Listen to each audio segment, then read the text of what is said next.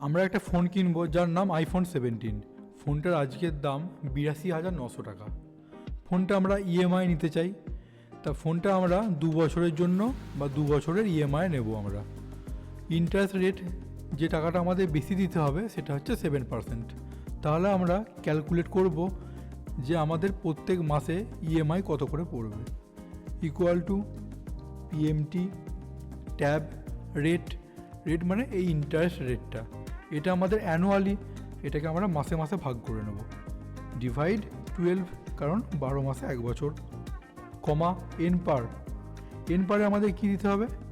N পারে আমরা দেব যে কত মাসের জন্য আমরা এই ফোনটি ইএমআই করছি।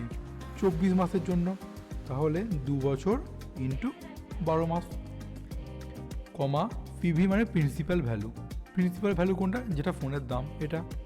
দেন ব্র্যাকেট ক্লোজ করে এন্টার। দেন এটার আগে আমরা একটা মাইনাস দিয়ে দেবো। তাহলে কি দেখতে পাচ্ছি আমরা? যদি এই ফোনটি আমরা কিনি আইফোন 17 2 বছরের ইএমআই 7% ইন্টারেস্টে, তাহলে আমাদের পেমেন্ট করতে হবে প্রত্যেক মাসে 3,711 টাকা করে।